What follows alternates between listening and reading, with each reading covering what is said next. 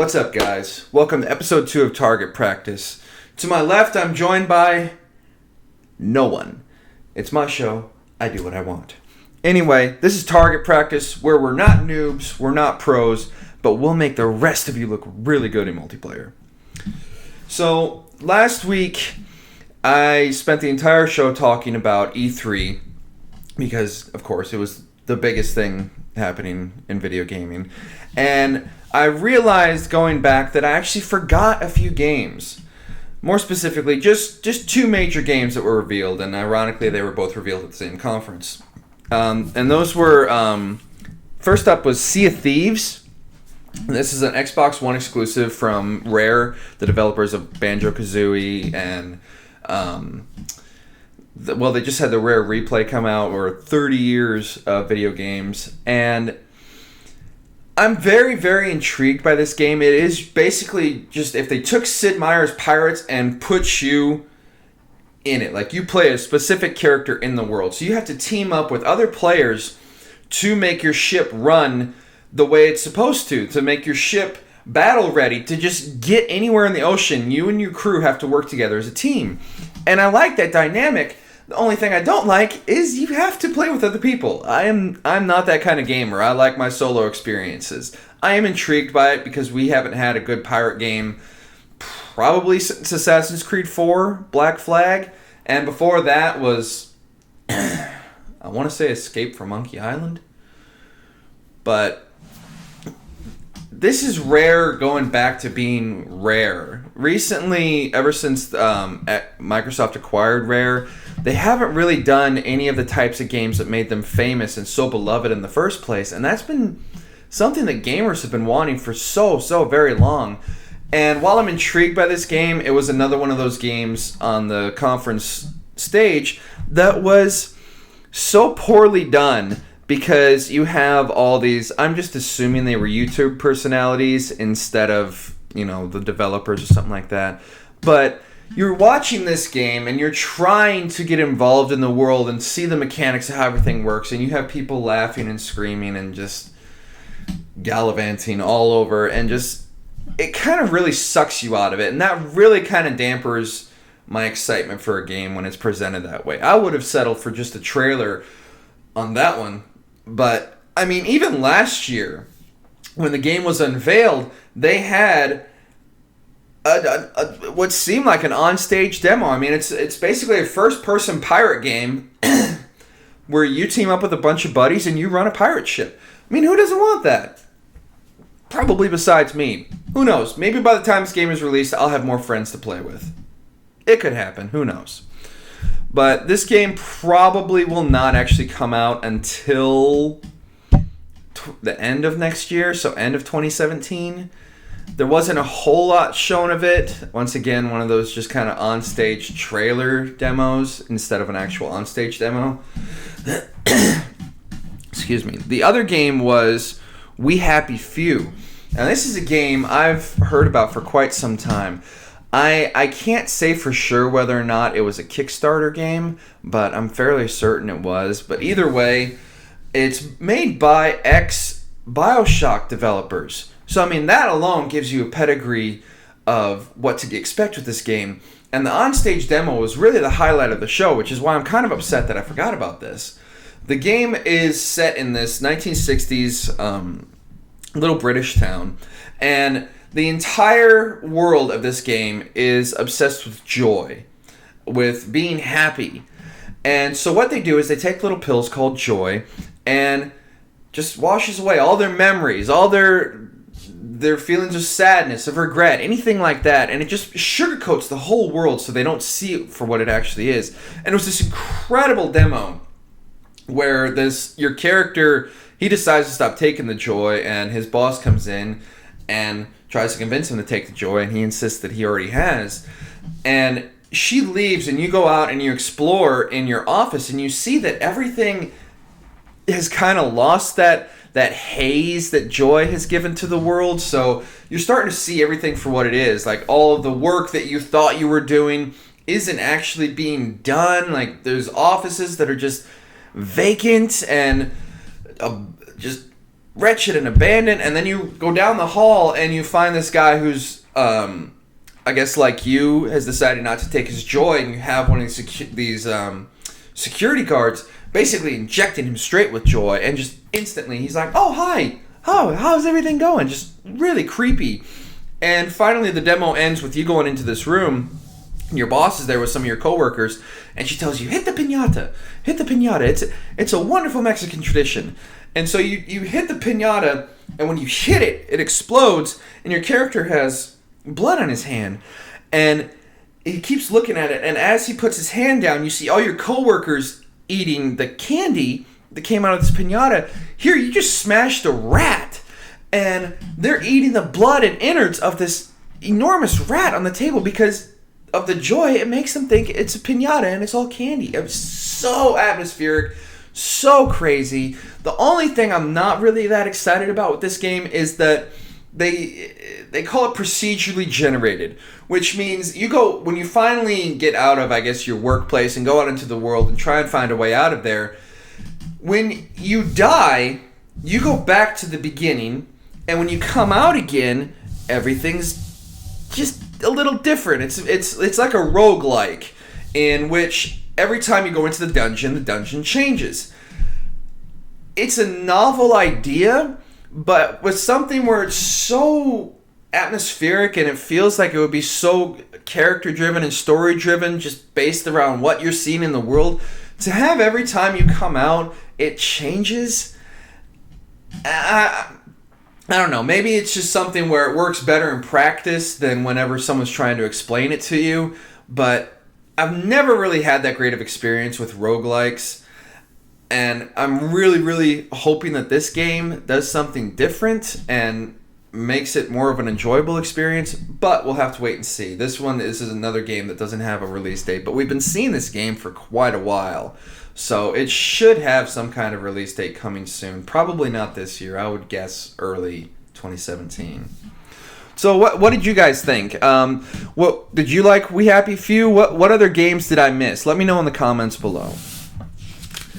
Now, last week I also recorded episode 1 before Nintendo had their Treehouse. They call it their Nintendo's Treehouse or Nintendo Direct, whichever you want to call it. And their big game of this year was Legend of Zelda, which for Wii U, which now has a full title, Legend of Zelda: Breath of the Wild. And on the stage floor, you had about, I think it was like a 40-minute to an hour and a half, depending on what you did, demo. And they showed off a lot of the new mechanics. And this is a true open world Zelda. I mean, it is massive. What they said that you were able to play on the E3 show floor was, I believe, just either between 1 or 3% of the massive world. And basically what they did was they handed anyone who was there, they handed them the controller and just let them go. And you could do anything you wanted. And it's kind of what everybody has been wanting from Zelda for years and years. It's you wake up and go out in the world and just find whatever and just see what happens. They said that you can actually get to the end of the game just by going straight to it. You don't have to do any of the side quests. You don't have to meet any other characters or find any items. You can get to the end of the game from the start. You probably won't win, but you can do it. And this game has been delayed again to 2017. We're assuming that it's going to be released in March 2017 to coincide with the release of the Nintendo NX. I like the Zelda games. I've never personally completed one because I was really late to the party. I didn't know what it was on Super Nintendo because all I would get was Game Pros. I didn't have a lot of people that I played games with, or normally back then before the internet, you went on the playground and people talked about games. Apparently I was the only one who actually played games, so I didn't really have a lot of people to compare notes with of what games I should be playing. And Super Nintendo, I missed all that. I did catch up on A Link to the Past. I almost said A Link Between Worlds. A Link to the Past when it was released for Game Boy Advance, and I absolutely loved it. I didn't get to the end, but I did get really, really close. I skipped over the N64 generation because I had PlayStation and I didn't have a lot of money to buy other systems. And then GameCube, I was PlayStation 2. And the Wii, I really, really tried playing Legend of Zelda Skyward Sword. Like I said, I skipped over GameCube, so I missed Wind Waker and Twilight Princess. But I really, really tried with Skyward Sword, but the whole, novelty of the nunchucks, it didn't really grab me, and it took so long in that game to get going, to get to the first dungeon, and it was just such a crawl. It really just took me out of it and kind of diminished any of my excitement for that game. So I'm really, really looking forward to Legend of Zelda Breath of the Wild. I mean, if it does deliver on this huge open world expanse of what they're promising, I mean, I'm all in. I think I'm going to wait for the NX version, just because I want to see what the NX is. Kind of like everyone else. We want to see what the NX is. And you have all these rumors of where it's going to be cartridge-based and it's got this weird controller. And I just want to see what it is. If it is just another one of those gimmick things, screw it. I'll just get it for the Wii U and I'll use the Pro Controller. But we have to wait and see. Hopefully Nintendo will come out and reveal what the NX is, what its real name is. I am kind of hoping it's just the NX. They need to drop the Wii title. They really do. And just move on. But what did you guys think of Breath of the Wild? This game kind of swept the E3 awards of Best of Show and everything like that. So, I mean, it's very, very popular in the community. But let me know what you guys think. You know my thoughts. Let me hear yours. So, in the midst of all the games I talked about last week, and the games I forgot to mention, of which there are only 2, so I got to give myself a little credit there. Well, 3 if you count Breath of the Wild. There were some games that were missing entirely. Games that have been in development for a long time or had been rumored to show up. I don't know why I keep doing this. I really don't. It just feels natural. So there were games that were missing from E3 presentations entirely. I'm going to skip over my first one because it's going to go... It actually links into something I'm going to talk about later in the show. So the first one is Ni no Kuni 2. This is a game that was revealed back at PSX, the PlayStation Experience, at the end of last year, 2015. And Ni no Kuni, the first one, was Level 5 developer teaming up with Studio Ghibli to make basically a Studio Ghibli game. I mean, it looked like you were in the Studio Ghibli movie. Like Princess Mononoke, I cannot believe Castle in the Sky. I cannot believe I am forgetting all of these movies.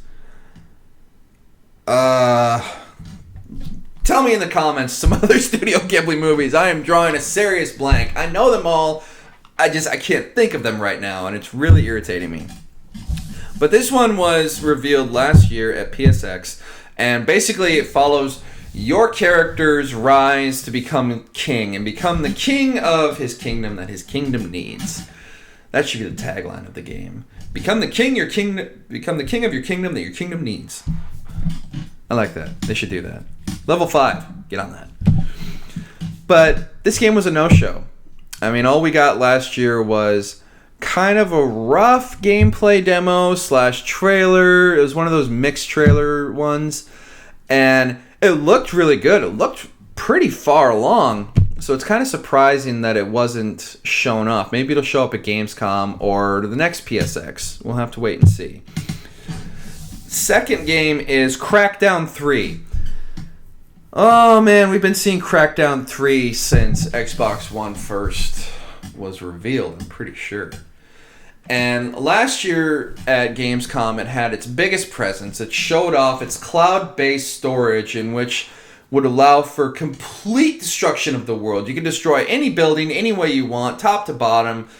And the cloud allowed for each individual building to be on its own server, so you can destroy it however you want and not have to worry about repeating patterns, which was very, very cool, very intriguing. But it was a no-show. It wasn't on the Xbox stage, which this should be one of their biggest games. And they did come out after the show and say that the game had slipped into 2017 and that it would have absolutely no presence on the show floor, which is really disappointing. The first Crackdown was kind of a nice surprise, and the second Crackdown was really disappointing to a lot of people. But this one looked like it was going back to what made the first Crackdown really great, really fun, and just the sheer amount of destruction just kind of trumps anything else that's been done in gaming lately. And I really just wanted to see more of that, but I guess we'll have to wait and see. Once again, maybe Gamescom. We don't know. This one was just kind of a rumored release, but it kind of goes towards what I was going to say later on in the show. But just let me just do this one. So before E3, 2K said that they were going to have a massive presence at E3, and they didn't. The only game that 2K showed off was Mafia 3. What a lot of people were expecting, because there have been leaks recently, was a BioShock collection. And I love all the BioShock games. The first one, 2, Infinite. I love all those games. Just the world that they created, the way that they're done. It's just some of my favorite stuff from last generation. And I would absolutely replay it on PS4 or Xbox One. I absolutely would. But we need to see it. The leak for Batman Return to Arkham turned out to be true, and that's actually coming at the... Actually, I'm pretty sure it's coming at the beginning of... No, end of July. And that's the Batman Arkham Asylum and Batman Arkham City. I'm going to play the hell out of those. I love those games. And it just seems like 2K is really missing an opportunity to bring the BioShock games to the new generation for, anybody who might have missed them or just want to replay them, like me. And I think this would do really well. I want it to be true. Below, this game has been going on forever. This is from the guys who made the iPhone game Swords and Sorcery, and it's another roguelike, but it's so gorgeous. It is so atmospheric, and the music is just so perfect. Everything about this game is... Everybody loves it. I want to play a demo of it or anything. Or even the actual game. Let's get that out. But this game, it mysteriously was just not there. I'm hoping that this game actually comes out before the end of the year, because at this point it's going to turn into No Man's Sky, where the public is going to start turning on it if it shows up at another huge gaming convention and it still doesn't have a release date. So, hopefully. This one, Criterion's action sports game. This was shown off, I believe, 2 years ago. Might have even been last year. No, I'm thinking it was 2. Yeah, it was 2 years ago when all of the major studios didn't have anything to show for the new systems. So what they did instead was they showed behind the scenes of their development and what they were planning on doing, and a lot of concept art. It was terrible E3. Awful. But Criterion are the makers of the Burnout series and a couple of the Need for Speed games. Burnout 3 is my personal favorite racing game of all time. Hands down. Nothing. I will go back and replay that game today if I could.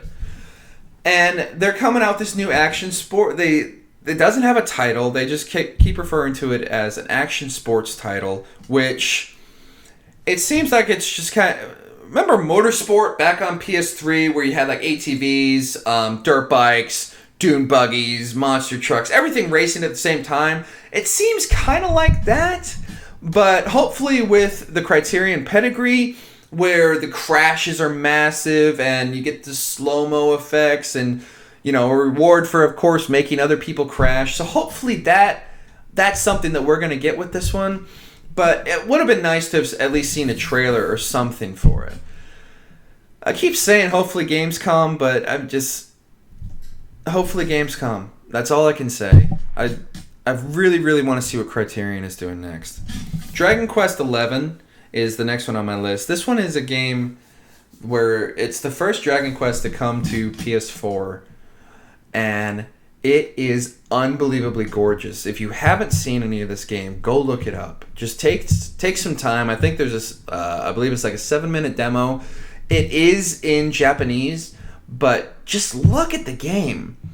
It's amazing how gorgeous this game is, and I just want to see more of it. I want to know, first of all, that it's actually coming this way. It's coming west, but we'll have to wait and see. It seems to be the trend with all of these games missing is wait and see.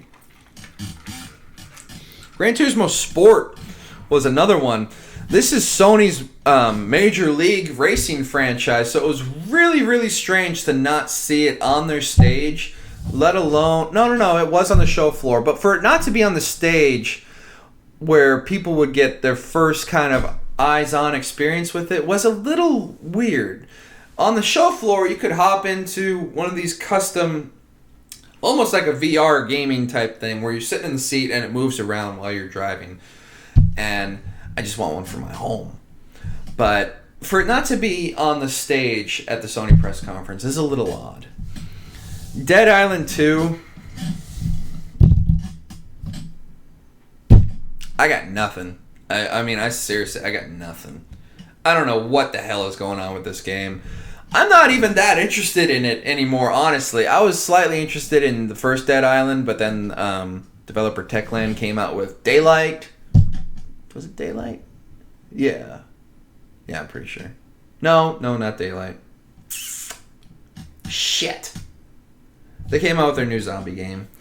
And the reins were handed off for Dead Island 2 to another developer. And that one keeps changing developer. So much so that this is becoming the Duke Nukem or Last Guardian of this generation with Dead Island 2. That no matter when this game comes out, there's no way it's going to match up to the hype. And there's really just no way that this game can compete with the other zombie franchises that are out or will be out by that time. Lastly, Beyond Good and Evil 2. I mean, what more can you really say? This game has been rumored for so long. I think it's actually approaching Last Guardian level of in development. I'm starting to think this game will actually never see the light of day. The main game director or creative director of this game, he keeps coming up with other projects. This is the guy who Michel Ancel. He keeps making these other games on the side. He did Rayman. The second Rayman, and now he's got this new game called Wild, which was also not at the E3 show. So, I mean, I don't know how far back on the back burner Beyond Good and Evil 2 is going to get. It is going to get released, I believe, on PS2 to PS4 soon. And, of course, it's on backwards compatibility on Xbox One. But the game's been in development for so long. The first Beyond Good and Evil game came out in the PlayStation 2 original Xbox era, and it didn't sell very well. It was a critical darling, but it didn't sell very well. And slowly it gathered more steam. It got more followers, more people passionate about it. But I still don't think this game is resonating in just the casual gamer's consciousness enough to really warrant this sequel. But then again, we did get another Mirror's Edge, and that game was so far like you did not think anything was going to come from that. So anything's possible, probably except Beyond Good and Evil 2. So I personally don't think this game is ever going to come out, but they might surprise me next year. I mean, that really, Beyond Good and Evil 2, that really should have been the game that they closed out the Ubisoft conference with, where instead of Steep. I think Steep could have fit in somewhere else and then just blow the doors off the place and show Beyond Good and Evil 2. I mean, you already had an almost 2-hour press conference. Cap it off with one of the most wanted games by gamers out there. What did you guys think? What games were missing from your list of games you were expecting to see at E3 or games you wanted to see? Let me know in the comments below. So, after the show, we did learn a couple more things about a couple games. The one I'm going to focus on was one of my favorite games of the show, and that was Days Gone. And they did an interview with IGN after the show where they did an on-stage demo, and they were explicit in saying this is not a zombie game, according to creative director John Garvin. Instead, they're called Freakers, and they sound more like the zombie-type creatures out of 28 Days Later or 28 Weeks Later, which is fine with me. And it does explain why they were going down without a headshot involved. But he said that this is more of a survival game than a zombie game, which, again, works in my favor. I like that more. Freakers are what happens to humanity when the virus that doesn't kill you, that wiped out most of humanity, doesn't kill you. So it sounds like it's got a really interesting universe building. It's got a really interesting idea. They said that the environment is going to work with you and against you. So I'm really interested to see more of that. I hope this is one of those games where we saw it this year and it comes out next year. I'm so tired of these long development games where we see it for a couple E3s and then it finally comes out. That really needs to stop. Fallout 4 set the precedent where you reveal a game and it comes out in the same year, and that needs to happen more often. There's just too much time being spent on showing a game and then showing it and then showing it. By the time it comes out, nobody cares because it's just been beaten over us so many times. Oh, no, this game's coming out. It's coming out. Oh, wait, no, it slipped. It slipped. We're gonna push this back. This is what's gonna happen with Crackdown 3, I'm afraid, because it's been shown so many times, it's been talked about for so long, that by the time the game comes out, it may have a negative reaction, because something like that, where you have such a long development cycle, you expect the game to be good, like, no bugs, everything works the way it's supposed to, and if there's really anything that goes against it, man, it's going to be hard to recover from that, especially considering how long this game has been in supposed development. I don't know how I got from Days Gone to that, but it's all still pertinent. It all still makes sense. So, do you guys like Days Gone? I really did. So, this one, continuing Xbox's track record for marketing. Phil Spencer said, and I quote, "If you don't have a 4K TV, then Scorpio is not for you, and you won't get the benefits of the system." Well, duh. But you shouldn't be saying that. Because not only that, but he did the same thing that he did when the Xbox One was announced, and they had all that stuff going against them of basically no game sharing, always online, you have to have Kinect, all the stuff that everybody was so mad about. And he said, well, if you don't like that, we've got a system for you. It's the Xbox 360. Wow. Just, take it down a notch there, Phil. He's doing the same thing here. You just announced the Xbox One S, or the Xbox Slim, Xbox One Slim, whatever you want to call it. And then at the end of the show, you show off the Scorpion, which you literally touted as, this is a monster of a machine. This is going to be the most powerful console on the market.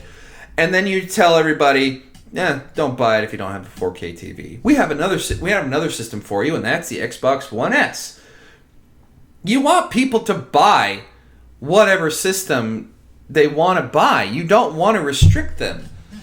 Especially by saying, oh, well, you need a 4K TV to get the most out of this.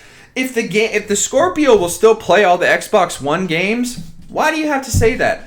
If they want to wait for the Scorpio, let them wait for the Scorpio. By and large, the Scorpio is going to be not only a monster of a machine, but probably a monster notch in your bank account. Because just considering everything that they're trying to put in there, it's probably going to be crazy expensive. I would not be out of the realm of disbelief if the system is announced probably at next E3, and then it releases it probably in November. If it costs anywhere between $600 to $800, I would not be shocked. Well, I'd be shocked. I would definitely be shocked. Well, not that shocked. But I would be upset. I would be, because that would mean I waited a whole other year for that system. But you also have to take into account the fact that to get a 4K TV, which are not cheap yet, they're not like the 1080p high def TVs where you can get one for probably a couple $100 now. My first HD TV cost me $900, and the following year it was $400. The exact same model that I had, just a year apart. So 4K TVs, they're not as popular right now because there aren't a lot of programs or systems that can run 4K. And in addition, you have to buy separate Blu-rays, separate Blu-ray player. And not all streaming services allow for 4K streaming. I actually don't believe any of them yet. I think Netflix is close, but really none of the other streaming services have 4K viewing.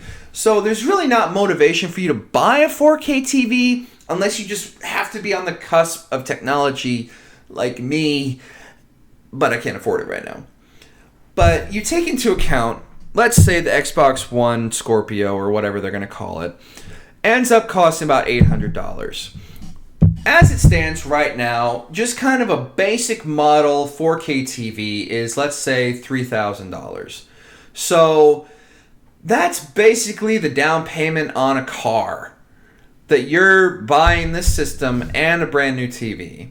Now, when 4K gets more moderately priced, I could see the Xbox One Scorpio getting more of a push and more of a selling point. But the other problem with them announcing the Scorpio now is there's so much unknown. They did say, every Xbox One peripheral will work with the Xbox One Scorpio. But does that mean that there's going to be specific things designed for the Scorpio that won't work on the Xbox One? You can't really do that, because you're going to get... That's what the PlayStation Neo was facing, the backlash that they were facing when it was first leaked, was everyone was like, oh, so if I bought a PlayStation 4 already, now to get the best one, I have to go buy this new one. And PlayStation is a lot better at marketing and pitching things to the audience. And just this generation, for sure. PlayStation 3 was a little rough. But with this generation, Sony has been spot on with their marketing and their messaging to the public. And even just the rumors for PlayStation Neo is that there won't be any PlayStation Neo exclusive games. Every game that's developed will work on whether you have a day one PlayStation 4 or the PlayStation Neo.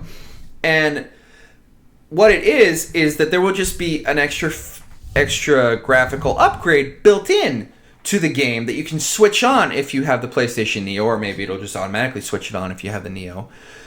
So you're not really losing anything in between. And Microsoft hasn't come out and said that yet.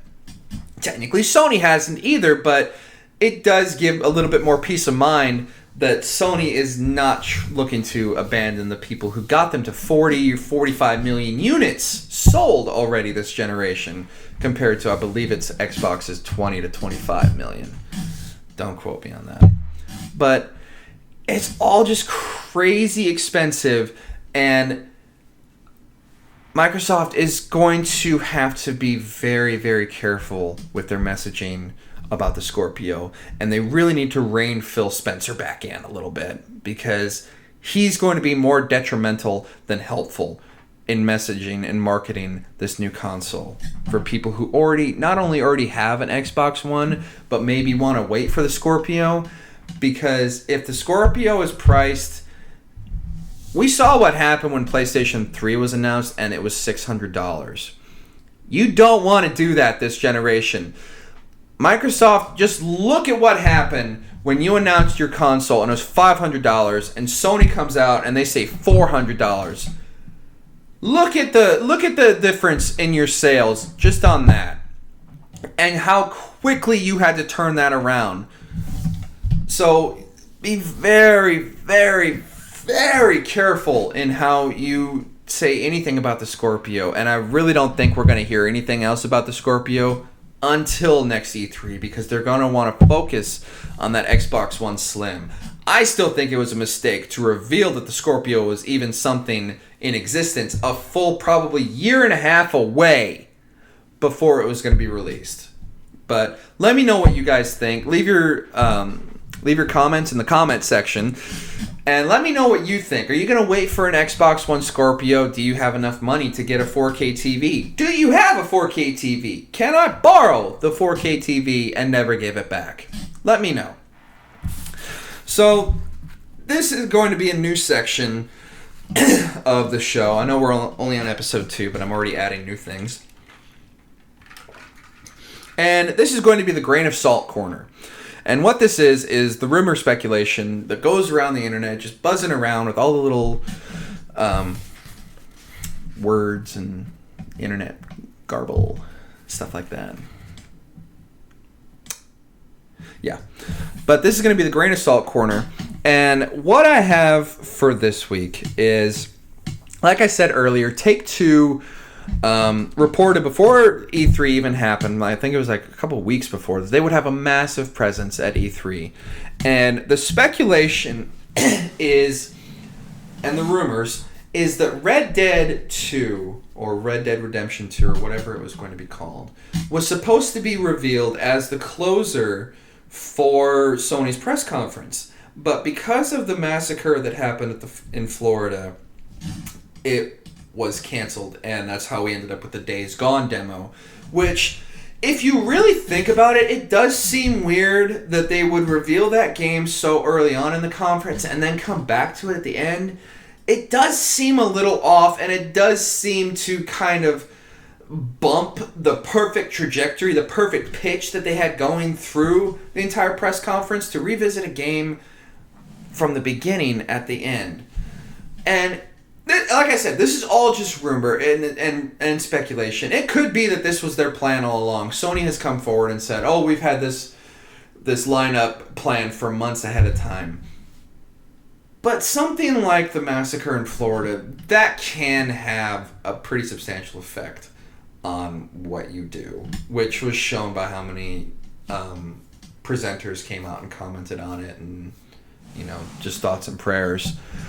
And what it is with Red Dead 2, the rumor is that the demo is going to open with your character walking into a saloon and just shooting up the place. So you can see how, through correlation, that probably wouldn't have been the best thing to show after what just happened literally a couple days before. And so now we're just left waiting for when 2K is actually going to get around. Maybe we'll get it at Gamescom, because I was really hoping that they would pull a Fallout 4 with Red Dead, where here it is, it's coming out in October. That would have been so perfect. But Gamescom isn't until, I believe, August. So a 2-month turnaround time on a game like that, I can't really see that happening. Then again, Rockstar doesn't really need the kind of publicity for their games that a lot of other publishers do. You say there's a new Grand Theft Auto game coming out next week, and you'll get massive pre-orders. It'll be anything and everything that everyone is talking about. Anything and everything that everyone is talking about for that entire week leading up to the game. Rockstar can do that because of their pedigree and just because their properties are so well known. They really don't need all that much messaging to get their games noticed. You just say, new Red Dead 2 comes out later this month, and the internet will go crazy. It could happen.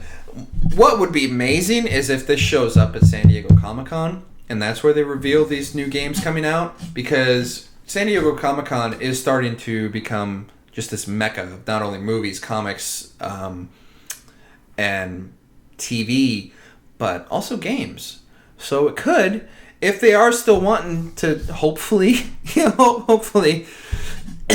have this game released by the end of the year. Probably not October, though, because I just realized Mafia 3 comes out beginning of October. So maybe end of October or November. Probably not December. December's like a death month. But because like I said, this is all rumor and it's all speculation. So if that does get revealed later on, I doubt it will ever be brought up that this was originally supposed to be shown on Sony's stage. They'll probably never talk about that. It'll just be, here's the game, here's when you can get it. So we're all hoping that Red Dead 2 will get revealed very soon. And not only that it will get revealed, but that it is releasing very soon. And hopefully not early 2017, because that's when everything else is coming out, is in early 2017 now. Because there was the map leak, so it is real. It's been on other people's resumes. The game exists. We just want to see it.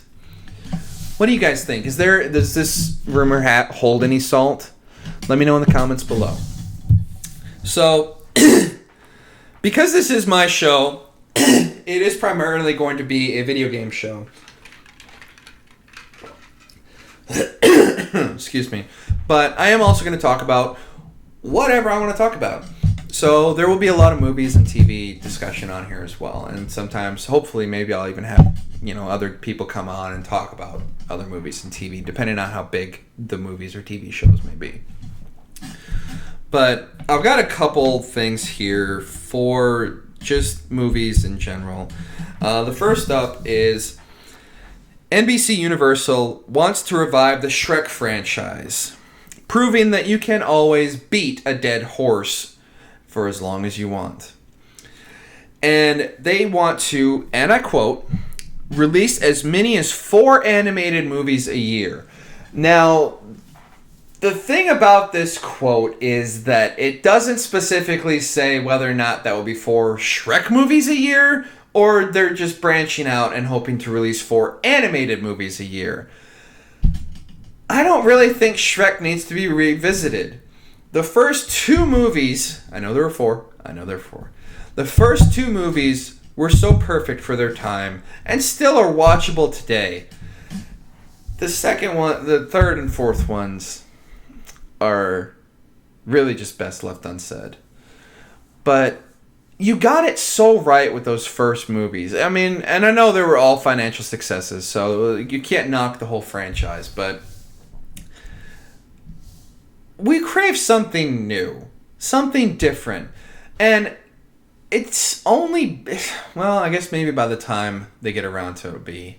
Because the first Shrek movie came out in 2000 or 2001. I'm hazy on which one it was.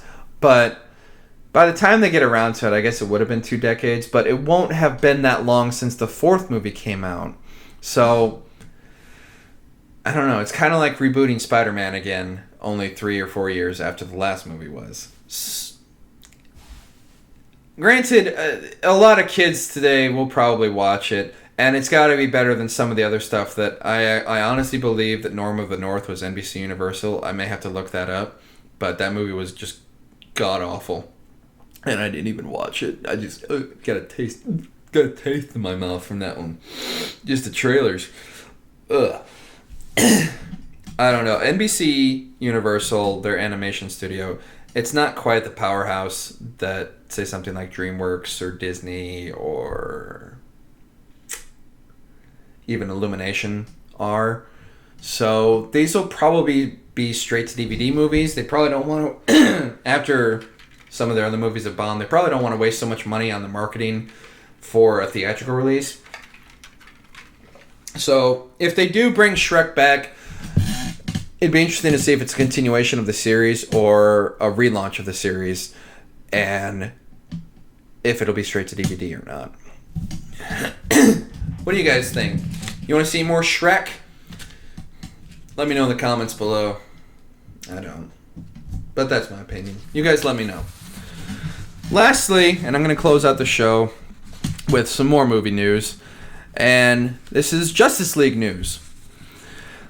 This last week, a lot of reporters and people in the industry were invited out to where they're filming Justice League and got to see a lot of behind-the-scenes stuff and actually some footage. There was some footage shown of Batman and Jim Gordon and Wonder Woman all standing on a rooftop, and Batman and Jim Gordon are cracking jokes back and forth. So it does kind of go back to what the reports were that Justice League will be a little bit more lighthearted than what BVS was. And apparently J.K. Simmons is the pitch perfect Jim Gordon.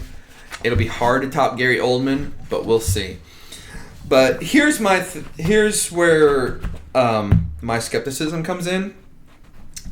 Zack Snyder claims the plan was always to have Justice League be a lighter tone and that the trilogy of films were all designed to have different tones. Man of Steel, BVS, and Justice League. Was it, Zack? Was it really?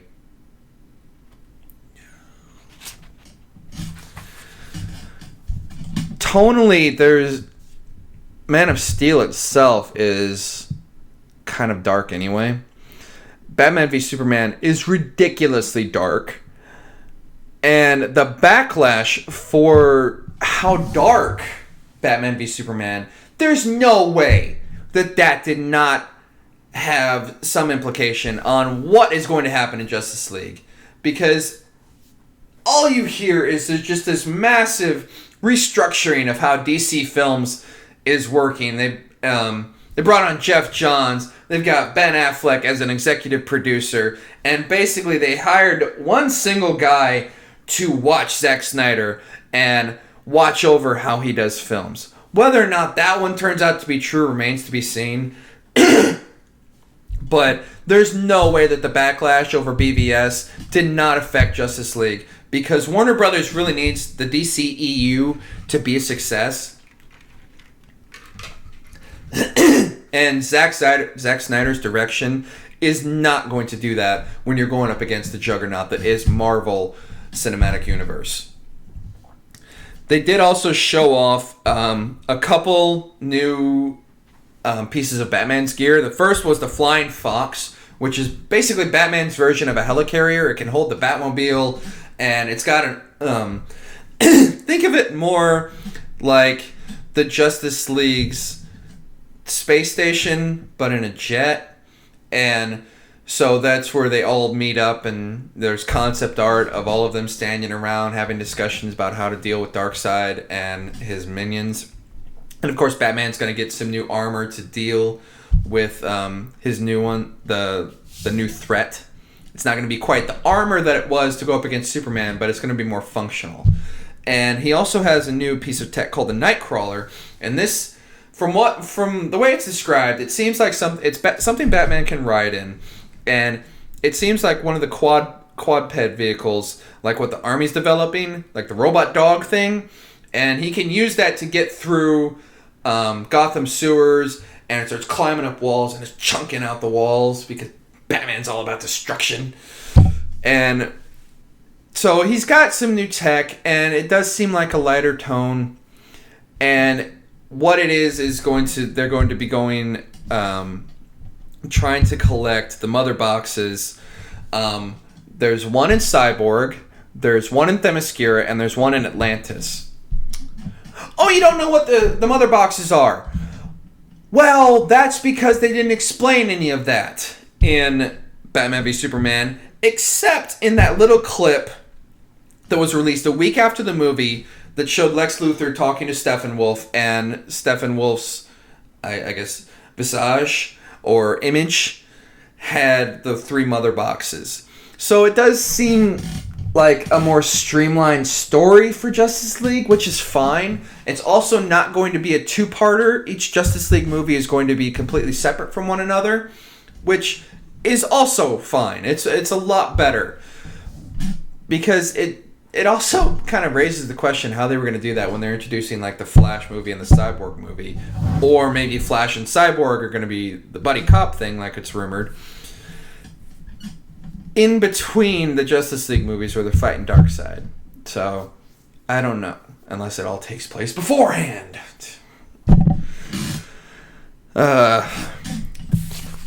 What do you guys think? Are you hoping for a much lighter tone Batman, lighter tone Justice League, just a more fun movie overall? Do you think that Zack Snyder is the best one to keep heading up these movies, or would you like to see someone else's take on it? Let me know in the comments. So that's the end of the show. You like this video? Be sure to click that little thumbs up button, and don't forget to subscribe, and we'll see you next time, and I'll see you online.